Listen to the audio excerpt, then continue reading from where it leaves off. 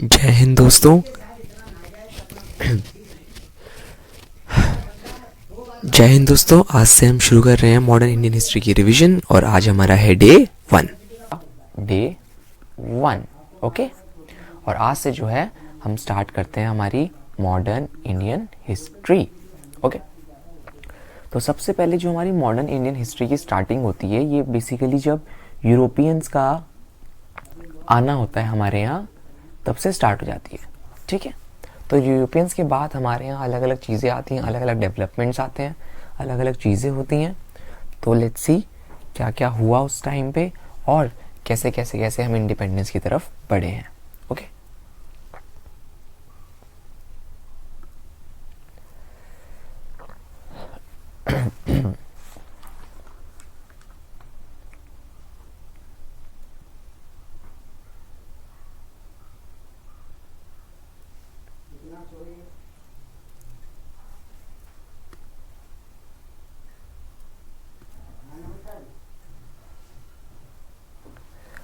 Okay. तो सबसे पहले हम स्टार्ट करते हैं। हमारे पास सबसे पहले जो आए, ये आए थे पोर्तुगीज, है ना। तो लेट्स सी पोर्तुगीज के टाइम पे क्या क्या हुआ, कैसे कैसे पोर्तुगीज आए और कैसे इन्होंने इंडिया में अपना एडवेंट करा। ओके। सबसे एक्चुअल में क्या हुआ था, तो सबसे पहले थे प्रिंस हेनरी द नेविगेटर। इन्होंने सोचा कि मैं एडवेंचर करता हूँ और इनका जो प्राइमरी ऑब्जेक्टिव था वो था ट्रेड करना और इनका जो सेकेंडरी ऑब्जेक्ट था वो था क्रिश्चियनिटी को प्रमोट करना। ओके।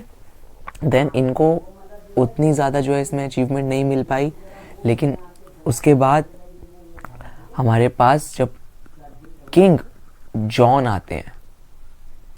जॉन सेकंड आते हैं, इनके टाइम पे एक सेलर था जिनका नाम था बार्थोलोम्यू डियास। कौन था? Bartholomew Dias. ये पहुंचे, ये जो बार्थोलोम्यू डियास थे, ये हमारे पहुंचे केप ऑफ गुड होप तक। और ये कौन सी ईयर में पहुंचे गाइस? 1487 में। ओके। तो अब हम एक चीज़ करते हैं यहाँ पे, इस ईयर को याद रखने के लिए, इस टाइमलाइन को याद रखने के लिए हम जो है यहाँ पर एक टाइमलाइन क्रिएट कर देते हैं। ओके। ये 1400 से लेके और 1900 तक। अब इस बीच में जो जो हुआ होगा, हम उस हिसाब से उसको बीच में रखते रहेंगे। तो सपोज यहाँ पे आ गया 1500, 1600, 1700, 1800। ओके। अब इस बीच में हमने अभी देखा बार्थोलोम्यू डियास, तो ये है अबाउट 1487।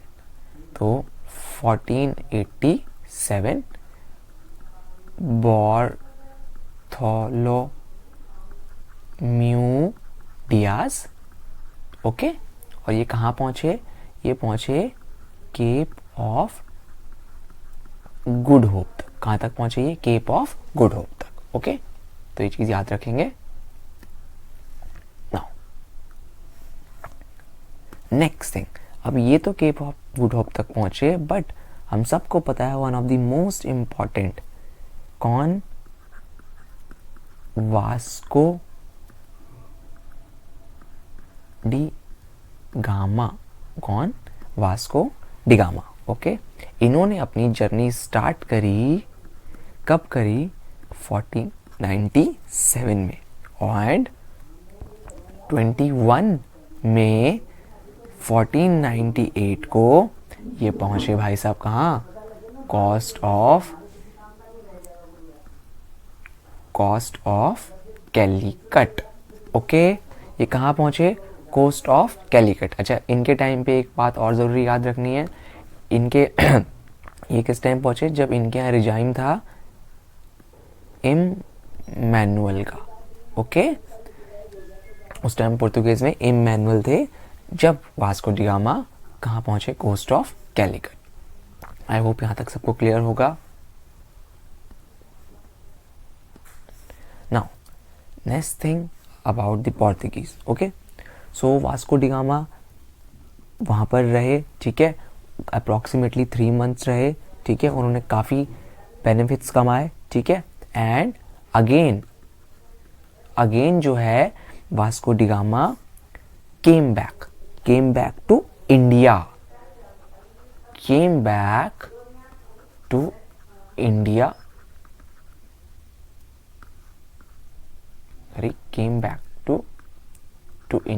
और ये कब आए वापस इंडिया में, 1501 में। एंड इन्होंने रिटर्न कब करा, 1503 में।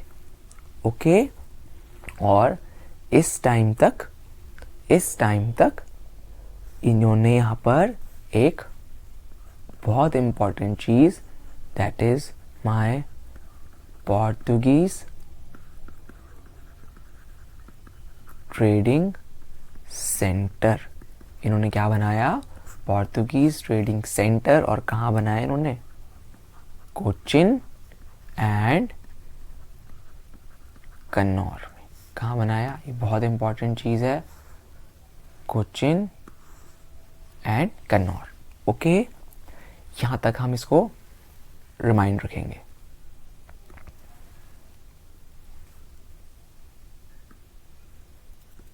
तो हमने देखा केप ऑफ गुड होप तक पहुंचे थे 1487 में, कौन, बार्थोलोम्यू डियाज।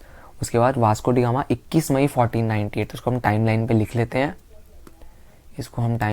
लेते हैं, 21 मई 1498। 21 मई 1498 Vasco da gamma reached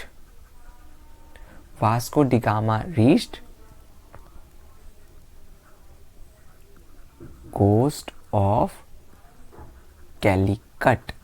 okay, तो यहां तक याद रखते हैं इस चीज को।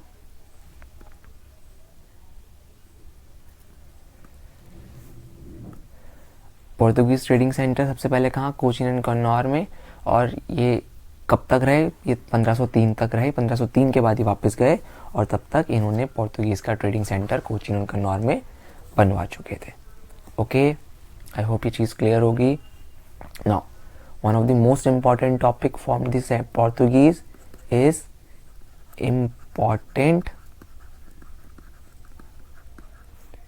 वाइसरॉय। ओके, तो एक एक करके इम्पॉर्टेंट वाइसरॉय के बारे में पढ़ते हैं, ठीक है। Important viceroy, clear. नाउ सबसे पहले 1505 में, कब, 1505 में पोर्तुगीज ने डिसाइड करा कि हम अपना ऑफिशियल एनवॉय भेजेंगे। और इन्होंने जो पहला ऑफिशियल एनवॉय भेजा, वो भेजा डी अल्मेडा। जो ये अल्मेडा आपने सुना होगा, मूवी है क्या, शायद कुछ होता है, उसमें आते हैं जॉनी लीवर डी अल्मेडा बन के, है ना। तो ये थे हमारे फर्स्ट वाइसरॉय, ठीक है। कौन थे, फर्स्ट वाइसरॉय। ओके, एंड इन्होंने बहुत इंपॉर्टेंट चीज़ करी, बहुत ज़्यादा इंपॉर्टेंट चीज़ करी। ही इनिशिएट ब्लू वाटर पॉलिसी। इन्होंने क्या करा, ब्लू वाटर पॉलिसी इनिशिएट करी, ठीक है। और इसको कई बार बोलते हैं कार्टेज सिस्टम। क्या बोलते हैं, कार्टेज सिस्टम। ओके, और उन्होंने ब्लू वाटर पॉलिसी कहाँ स्टार्ट करी, इंडियन ओशियन में एंड अरेबियन सी में। ये आईओ का मतलब क्या है, इंडियन ओशियन, ठीक है। मैं लिख देता हूँ कहीं भूल ना जाए, है ना, इंडियन ओशियन। तो हमें एक और डेट मिल गई है 1505, फटाफट से इसको भी कैलेंडर में ऐड कर लेते हैं, है ना। स्टार्टिंग में ही, ठीक है, इसको करते हैं ग्रीन पेन से ताकि थोड़ा याद रहे। 1505 है ना। 1505 में क्या हुआ, फर्स्ट वाइसरॉय कौन, D.L. मीटा, फर्स्ट वाइसरॉय, ठीक है, फर्स्ट वाइसरॉय, याद रखेंगे ये हम, ठीक है। एक काम कर, थोड़ा टाइमलाइन को थोड़ा सी में जूम करके एक स्पेसिफिक कर देंगे, थोड़ा और हमें क्लियर होता रहेगा, ठीक है। नाउ अब एक्चुअल में ये ब्लू वाटर पॉलिसी का मतलब क्या है, ठीक है, ये हम थोड़ा समझ लेते हैं। ब्लू वाटर पॉलिसी का मतलब है, ब्लू वाटर पॉलिसी का मतलब है to create a very strong Portuguese naval power, ठीक है, to create a very strong Portuguese naval power. ये किसका मतलब है, ये मतलब है ब्लू वाटर नेवल मतलब नॉन जो सेना पानी में सुरक्षा करे, ठीक है, समुद्री सेना। यहां तक आई होप क्लियर होगा।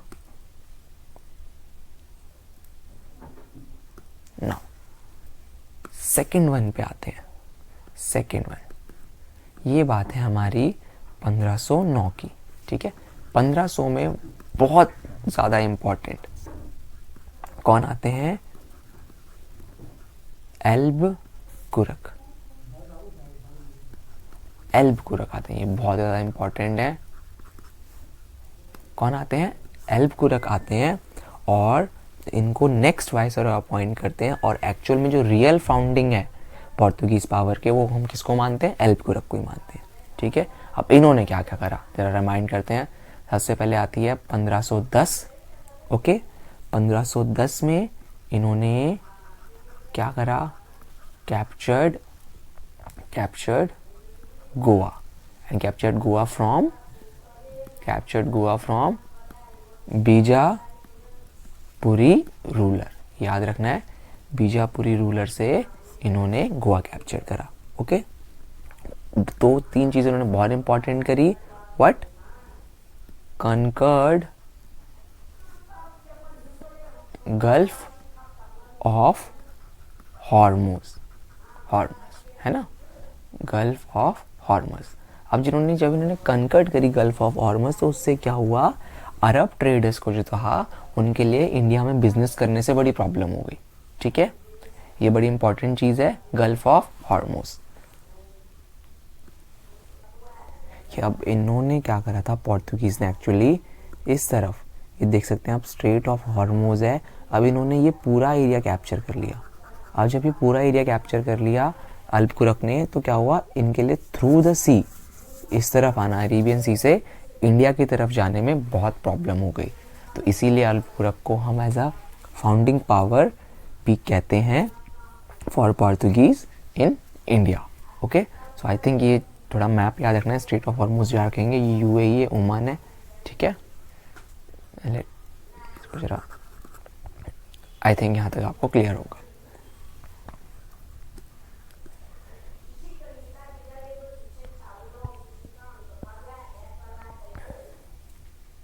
फटाफट से हम टाइमलाइन में ये डेट भी ऐड कर देते हैं, 1509 की, है ना, 1505,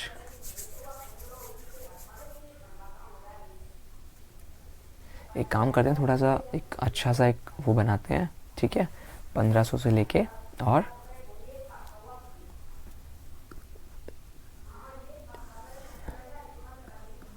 1500 से 1600 तक के बीच का, ठीक है। इस बीच थोड़ी चीज़ें हुई हैं तो उनको साथ साथ नोट करते रहेंगे। तो सबसे पहले आ गया 1505, है ना। तो 1505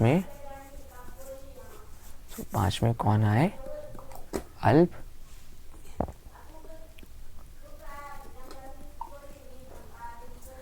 कुरक। कौन आए, अल्प कुरक। कौन आए, अल्प कुरक, ठीक है, याद रखेंगे।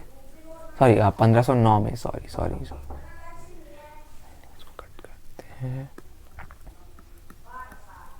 दोस्तों। हमने यहाँ पे टाइमलाइन क्रिएट कर दिया 1500 से 1600 के बीच में। ओके, फटाफट से नोट कर लेते हैं। दो चीज़ देखी थी हमने। क्या चीज़ देखी थी? सबसे पहले 1505 देखा। 1505 में क्या हुआ? 1505 में क्या हुआ? डी अल्मीडा साहब, कौन? डी अल्मीडा साहब आए, है ना। अब डी अल्मीडा साहब जब आए, इनको फर्स्ट वाइसरॉय अपॉइंट करा। ओके, इन्होंने स्टार्ट करी थी ब्लू वाटर पॉलिसी, जो मैं पहले ही मेंशन कर चुका हूँ। देन हम एक और चीज़ यहाँ मेंशन कर देते हैं, ठीक है। क्या कर देते हैं मेंशन? 1509 में क्या कर देते हैं? 1509 में बहुत इंपॉर्टेंट, पहले भी बोल चुका हूँ, एल्बकुरक आए। कौन आए? एल्बकुरक आए, जिनको हमने real founder of Portuguese power करा। ओके, इन्होंने ही 1510 में क्या करा? Captured Goa from Bijapuri rulers. Okay, ये हम कर चुके हैं, ठीक है। वापस जंप करते हैं towards Albuquerque. Okay, conquered Gulf of Hormuz. और इन्होंने तीसरी चीज़ क्या करी, बहुत इंपॉर्टेंट, इन्होंने परमिशन ऑफ कोचिन रूलर से created a fort in Cochin. क्या बनाया? कोचिन में क्या बनाया? फोर्ट बनवाया। Okay, with the permission of Cochin ruler. Okay, now last one. देखिए, वैसे तो काफ़ी सारे थे, बट जो इंपॉर्टेंट है हम वो डिस्कस करेंगे। लास्ट वन हमारे पास कौन आए? He was the last one. Okay, last one कौन थे? Last one and important also. Okay, कौन थे? नीनो द चूना। ओके, द चूना। Okay, yes. नाउ इस टाइम तक एक्चुअली क्या था, जब इनका टाइम आया, इनके टाइम में ड्यू एंड बेसिन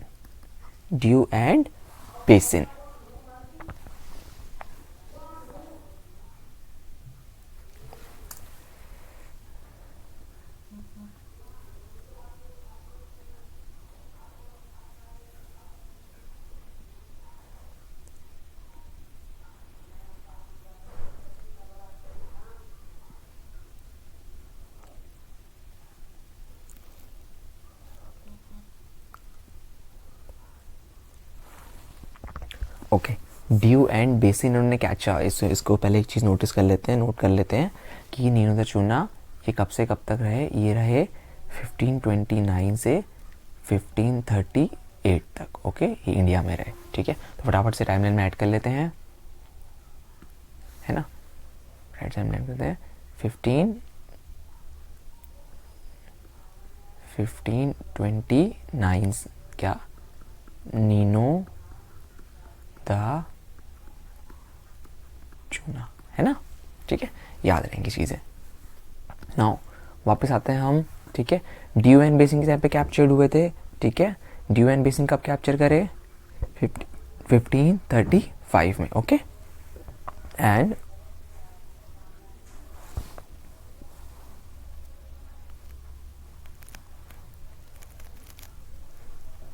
ठीक है, ये बहुत इंपॉर्टेंट चीज़ है, ये याद रखने की, ड्यू एंड बेसिन वाली। राइट, नाउ नेक्स्ट इंपॉर्टेंट चीज़ जो हम थोड़ा सा और पोर्तुगीज़ के बारे में देखते हैं, क्या देखते हैं कि अबाउट 1559 तक, ओके 1559 तक, ये अभी टाइमलाइन में ऐड करवाता हूँ मैं दोनों चीज़ें।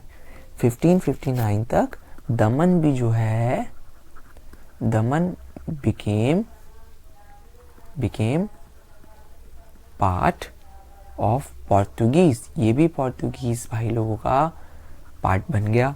ओके, एंड 1579 में इन्होंने हुगली को भी एक ट्रेडिंग सेंटर बना दिया। Hooghly trading centre for the Portuguese. I think ये क्लियर होगा, ठीक है। फटाफट तीनों डेट्स ऐड कर लेते हैं। 1529 नीनो दा चूना, ठीक है। 1529 के बाद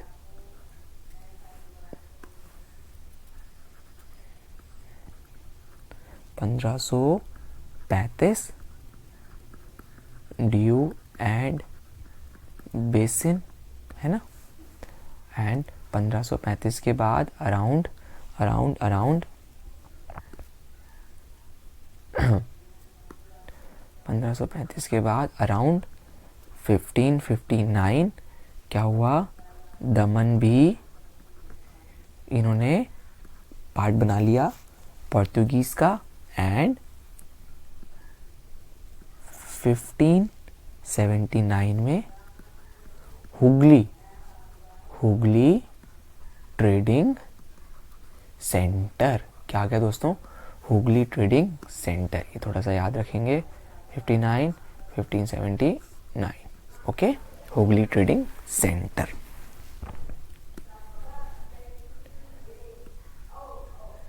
नाउ पोर्तुगीज की क्लास चीज कर लेते हैं, ठीक है, from the Portuguese section, that is my contribution, okay. Contribution क्या था इनका, one of the most important contribution जो था, इन्होंने कैश क्रॉप्स को इंट्रोड्यूस करा, कैश क्रॉप्स जिनसे पैसा कमाया जा सके, ठीक है, जैसे कॉटन, स्पाइसेस, है ना, सिल्क इंट्रोड्यूस करा, बहुत इंपॉर्टेंट है, ठीक है, इंडिगो इंट्रोड्यूस करा, बहुत important, and one of the very important, ठीक है, that is my tobacco, okay. Tobacco सबको याद रहेगा, कौन लाए थे, पोर्तुगीज साहब, ठीक है। ये कंट्रीब्यूशन किसका है, कंट्रीब्यूशन पोर्तुगीज का है, इन्होंने इंडिया में कंट्रीब्यूट करा, ओके। नेक्स्ट थिंग, इन्होंने जो है कुछ न्यू प्लांटेशन भी लाए, ठीक है, जैसे कैश्यू ये लाए, ठीक है, चिली ये लाए, टोमेटो ये भाई साहब लाए, पोटैटो ये लाए, ठीक है, पोटैटो ये लाए, ठीक है, and one of the important चीज़ जो इन्होंने करी, जो इन्होंने एक्सपोर्ट करा, एक्सपोर्ट फ्रॉम इंडिया, इन्होंने इंडिया से क्या एक्सपोर्ट करा, ये कहते हैं, इन्होंने इंडिया से एक्सपोर्ट करा ब्लैक पेपर, चिन्स एंड कैलिकोस, ठीक है, क्या यूज करा इन्होंने, एक्सपोर्ट फ्रॉम इंडिया, जो इंडिया से पोर्तुगीज ले गए, ब्लैक पेपर, चिन्स, कैलिकस, ठीक है। आई थिंक यहाँ तक सबको क्लियर होगा। ये था छोटा सा हमारा एक फटाफट सा रिवीजन हमारे पोर्तुगीज, फटाफट डिस्कस कर लेते हैं एक बार क्या क्या हुआ, ठीक है। सर प्रिंस हेनरी थे नेविगेटर, इन्होंने स्टार्ट करा, ठीक है। इनका प्राइमरी ऑब्जेक्टिव था ट्रेड करना, सेकेंडरी था क्रिश्चियनिटी को प्रमोट करना। उसके बाद किंग जॉन टू आए, इनके टाइम पे सेलर था बार्थोलोमेव डियाज, ये केप ऑफ गुड होप तक पहुंचे 1487 में। Then Vasco da Gama Emmanuel के टाइम पे स्टार्ट करा 1497 में। 21 मई 1498 को ये कहाँ पहुंच गए भाई साहब, वेस्ट कोस्ट ऑफ कैलिकट। याद रखने वाली चीज़ें हैं इसलिए याद रखेंगे, ओके। ये दोबारा भाई साहब आया 1501 में, ठीक है। रिटर्न नहीं कहते, स्टेज मतलब स्टेड रहे, ठीक है। ये स्टेड या रिटर्न जो भी कह लो, स्टे रहे 1503 तक। पोर्तुगीज ट्रेडिंग सेंटर बनाया भाई साहब ने कोचीन में और कन्नौर में, ओके। कहाँ बनाया, कोचीन में और कन्नौर में, ओके। कन्नौर, ठीक है। इंपॉर्टेंट वाइसरॉय है, डीएल में डिस्कस कर चुका हूँ। ब्लू वाटर पॉलिसी लाए थे, उसके और one of the most important थे कौन भाई साहब, अल्बुकुर्क। इन्होंने भाई साहब ने स्ट्रेट ऑफ हॉर्मुज या गल्फ ऑफ हॉर्मुज जो है इसी को कैप्चर कर लिया, ठीक है, जिसकी वजह से अरब ट्रेडर्स का इंडिया में इन्फ्लुएंस कम हो गया, है ना। फिर लास्ट वन नीनो दा चूना, इनके टाइम पे डी और बेसिन कैप्चर हुआ। उसके बाद 1559 में 1559 में दमन बिकेम पार्ट ऑफ पोर्तुगीज। 1579 में हुगली बिकेम ट्रेडिंग सेंटर। और लास्ट में हमने करा है पोर्तुगीज का कंट्रीब्यूशन, ओके। आई थिंक यहाँ तक सबको क्लियर होगा, ठीक है।